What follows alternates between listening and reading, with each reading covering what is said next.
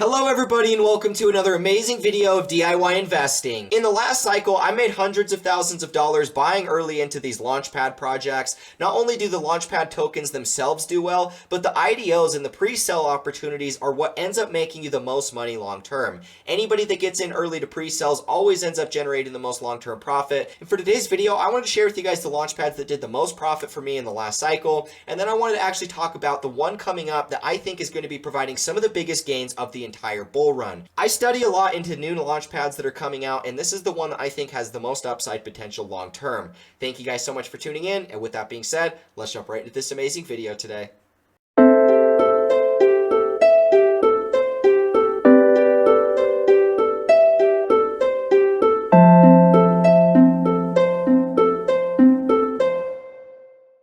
Alrighty guys, here we are to start off today's video, and we are going to be talking about Launchpads. We're going to be starting off by talking about the market cap of Launchpads, kind of explaining a little bit about what Launchpads are for those that don't understand, and the reason why they're actually so valuable. Now right off the bat guys, the reason why Launchpads are so valuable is just because of the amount of adoption that they can streamline straight to a new ecosystem. Every single new ecosystem, we always see a Launchpad come in, whichever one ends up leading the show, they come in, they bolster so much new liquidity, so much new adoption, and they can just start pumping out all of these new projects that are needed on chain. Now there's a few chains that don't have a significant amount of adoption yet. There's not an oversaturation in the market, and when we're talking about what projects have seen some of the most upside potential, it's always the ones that are the launch pads that launch first, and that's kind of what I wanted to talk about today. With the market cap being sub $2 billion, and the highest market cap crypto in a launch pad is Radium, and that's the Solana launch pad, it's only $267 million. So all of these are way small in market cap. There is even the highest cap crypto on this list is super small. So the amount of upside potential that I believe that these will have because of the amount of adoption that they streamline. When you're talking about a launch pad, they basically have the liquidity, they have the marketing, they take on smart people that have these good ideas that maybe already have the development crew, but they just don't have the resources marketing wise, or maybe they don't have the resources financially to be able to actually get this thing done. So they'll bring them on, they'll partner with them, and then they'll end up launching these projects for them for a small fee. Now inside of these projects, they end up generating so much profit because of the fact when they're talking about launching all of these projects, they take a small percentage of the token supply, and so as the course of that project launches, as it goes into new price discovery, it gets adoption, and then it gets added to centralized exchanges and beyond and gets, mainstream. That's where you end up seeing all of that profit generated from them holding all of those tokens. So when we're talking about these launch pads, oftentimes they can be a little bit greedy. They can end up taking a lot of that profit for themselves. They don't share any of that profit back, and then oftentimes the IDOs themselves can be fairly predatory. Now this is why I think that getting in early to launch pads is very important, because if you're not early, you're pretty much just going to be the person that ends up buying the top. You can't expect to market buy, on the secondary listing, getting into these IDOs, because you have to be in early to these projects before they play out. Now PHM Networks is the first one I want to talk about, and this is the one that I made the most profit on in that last cycle, and it basically did from the very bottom of that cycle to where it ended up peaking at. It did like 440x approximately, and I didn't get into it at the very bottom by any means, but I still made over 100x off of this cycle. And throughout that entire time, they were launching these projects. They were allowing the token holders to get access to these IDOs, and by getting into these IDOs early, that's how you make the most profit. If you talk about how the big money venture capitalists make money in the real world, they're basically, collaborating with all of their rich friends that have all of this liquidity and capital.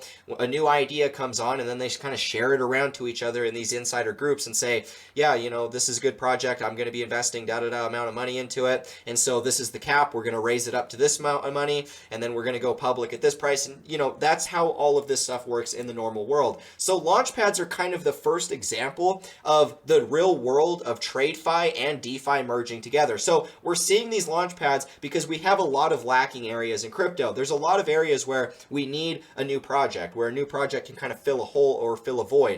Launchpads allow the opportunity for all of these people with ideas to come in, collaborate with people that already have the marketing ambitions and the money, and then that ultimately drives the value of all of these long term.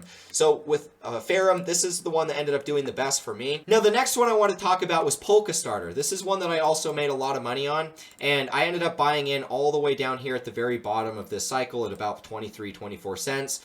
and it ended up peaking at about a 30x type of a move from where I got in. Now, keep in mind, guys, that the reason why these do such big sort of moves in price is because the entirety of this time they're launching projects. As they launch projects that become adopted, as they become valuable, it ultimately only strengthens the Launchpad itself. And even Polka Starter today has all of this new money coming into it. You can already see people are getting back into these projects early on because they know that the amount of upside potential that comes into these is way higher than your average project. So these are why I really think that if you're trying to focus on what DeFi protocols make the most money, there's really nothing better than Launchpads because of the early access that you get into. Now, here's the thing. With the Launchpads, you can hold the Launchpad token yourself, and they always end up doing well because as these projects launch, they continue to accumulate more stake in these companies, and then they end up realizing a lot of profit over that sort of cycle. It ends up being a very lucrative type of thing. And so that's why I'm so focused in on these Launchpads, is because as a long-term hold,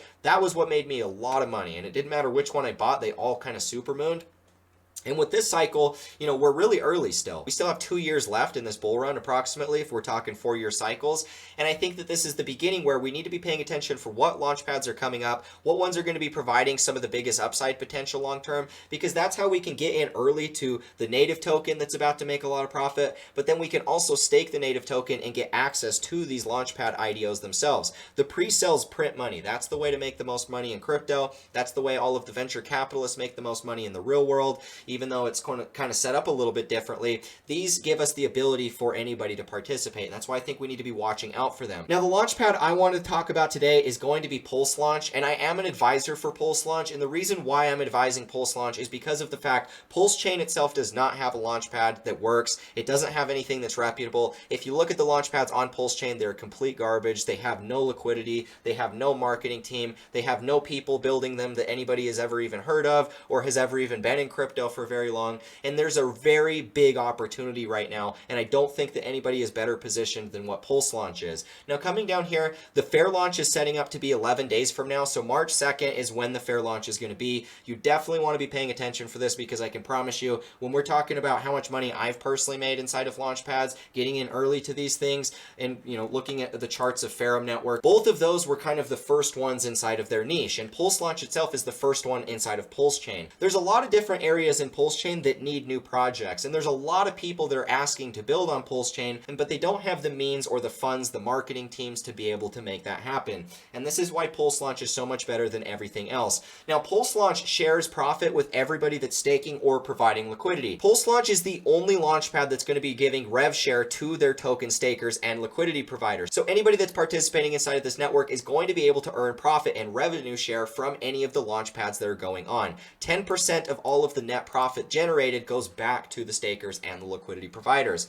Now, it's also the first community governed Launchpad. The reason why I quit working with PHM in the last cycle was because I felt like what they were doing was predatory towards people. I didn't feel like they were trying to prioritize valuable projects first. I felt like it was all for profit, and that was kind of why I lost touch and sight with working with them. And that's what I see across the board on most Launchpads. The only reason I'm advising this one is because I believe so strongly inside of the PulseChain community, because of the fact they've already created so many alternatives. They've stayed decentralized. They've had to fight against so much crap over the last couple years, and the fact that you're going to actually be able to vet on what projects go through the Launchpad, what ones get launched and come into the ecosystem as a whole, that to me is the most valuable aspect of all of this. Anybody's going to be able to come and say, hey, I like this project. I think that PulseChain needs this the most, and I'm going to be able to actually vote on that. Now, anybody that's staking the launch token themselves, anybody that participates in the fair launch, you're going to get launch token. And by staking that, you're going to be able to earn pulse points. And pulse points allow you to get access to all of the IDOs, the incubation projects that are going to be launching inside of the PulseChain network. Now, coming down here, this is the most important thing, and the real reason why I think that there's about to be so much adoption coming over here to PulseChain as a whole is because the marketing agency that they're actually partnered with. If we come over here and look at their website, this is going to share with you guys a little bit about what Sensei Partners are. Now, this is a multi-million-dollar marketing agency. They've built over 50 multi-million-dollar brands from the beginning. They do the marketing for Stranger Things, Triller, which is a huge festival that my friends actually go to, the NASA store. They created over $100 million worth of sales for this product, and then they ended up winning the CES award in 2020 and 2022. Now, this ended up becoming a huge company based off of these guys, and this is Triller, like I was talking about before. They reached over 169 million people off 60K ad spend. Guys, when I tell you how much profit these Launchpads generate and how they never give any of that back to their holders and how they never actually put much into that in sort of marketing, the amount of money that these guys are going to be able to put back into real world ads that they got, like I said, guys, these guys have worked on over 70 Super Bowl campaigns. So as long as there's enough money to put into the ad spend, they can literally scale these ads as long as they want, as big as they want. They can go to as many countries as they want because they have headquarters globally. These guys are based in Tokyo, they're based in New York, they're based in LA, they're in Florida as well. So they have, these headquarters all over the entire world. And that's what allows them to get access to these sort of niche communities, whether it's India, whether it's Tokyo, whether it's China, all of these other sort of networks, they have the ability through their AI algorithm to tap into those. There has never been a crypto, let alone a Launchpad, that has a significant sort of marketing agency of the normal world working with them. When this idea came to be and they said that Sensei was working with them, that was when I was like, oh my gosh, PulseChain is about to see so much adoption over the course of the next few months, because there's never been anything inside of, most of the communities I've been in, whether it was Optimism, Arbitrum, or Metis,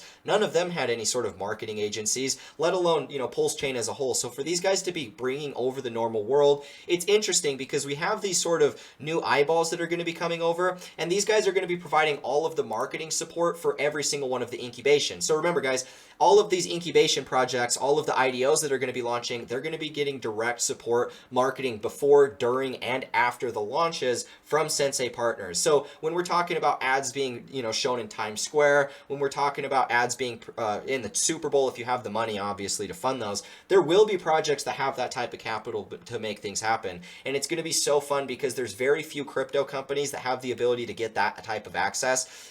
Same with NFT projects and things like that. And that's the real value that I see behind Pulse Launch. Now, one of the other things is the prior CMO of Ferrum Networks. Now, remember at the beginning of this video, we were talking about Ferrum Networks and how they kind of led the way for the Launchpad movement. And this thing did 450x at launch. Now, when it did all of that, the CMO of that company at the time, as the person that basically did all of the fundraising, helped do the marketing at the very beginning of the launch, as well as helped build it to what it ended up becoming, that person is also going to be advising Pulse Launch. So they not only have this massive marketing agency that's already built and worked on all of these massive companies, but they also are going to be giving rev share back to the token holders. They're going to be allowing the community to actually govern which projects go through the pipeline.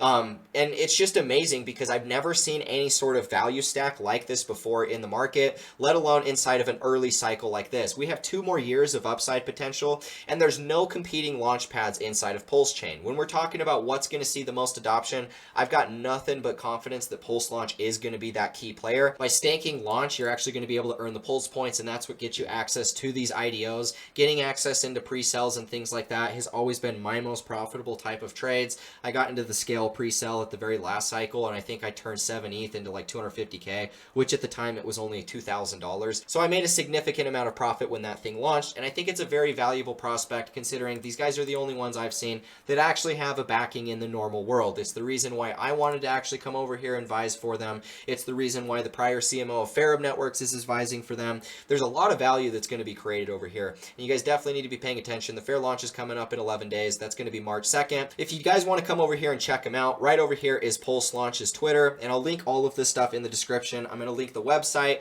I'm going to also link their Twitter. I'm going to link their Telegram so you guys can go find out all of the information that you want about this. Like I said, I genuinely think that this is going to be the biggest launchpad on PulseChain. There isn't currently one built on PulseChain, and with these guys already getting significant traction, I only think that this thing is going to see a lot more adoption long term. So be paying attention for this. March 2nd is the fair launch. With that being said, guys, if you found value in this, leave a like, comment, and subscribe. Hit the notification bell so you don't miss out on any of these videos. If you guys want to join my private group, see how I'm investing over the course of this cycle, links are going to be in the description for that as well. Any type of IDO, any type of pre-sale, any sort of investment that I'm getting in over the course of the cycle, I post that inside of a private group. If you guys do want to get access to that, links are in the description to go ahead and sign up on my website. Thank you guys so much for tuning in. And with that being said, I will catch you in the next one. As always, peace out.